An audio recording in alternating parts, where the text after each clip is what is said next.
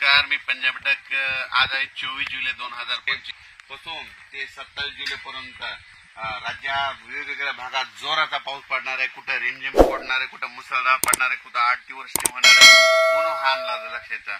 तर सुरुवात सांगतो, आज समजा आज आहे 24 जुलै पासून आज पूर्व विदर्भाकडे पाऊस सुरू होणार आहे। म्हणजे एखादच चालू झालेला असेल 24 जुलै 25 26 पर्यंत पूर्व विदर्भामध्ये 6 जिल्ह्यांमध्ये वर्धा, नागपूर, भंडारा, गोंदिया, चंद्रपूर, यवतमाळ, वाशिम, हिंगोली, अकोला, अमरावती, बुलढाणा, इकडे नांदेड म्हणजे 24 पासून 24, 25, 26, 27 तारखेपर्यंत या पूर्व विदर्भामध्ये काही ठिकाणी मोठा पाऊस, कुठं लहान, कुठं रिमझिम, कुठं पाणी साचल, कुठं पेंडवालचा असा पाऊस पडणार आहे म्हणून त्यांच्यासाठी आनंदाची वेळ।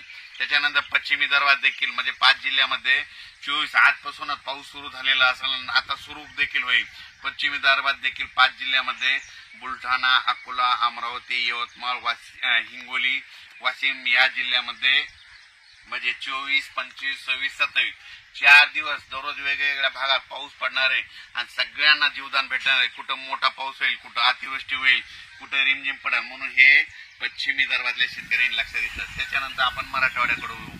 नांदेड जिल्ह्यामध्ये काल मी घुंगराळे या ठिकाणी शेतकरी मेळाव्यात गेल्याच्या नंतर नांदेड जिल्ह्यामध्ये आज मध्ये पाऊस चालू आहे।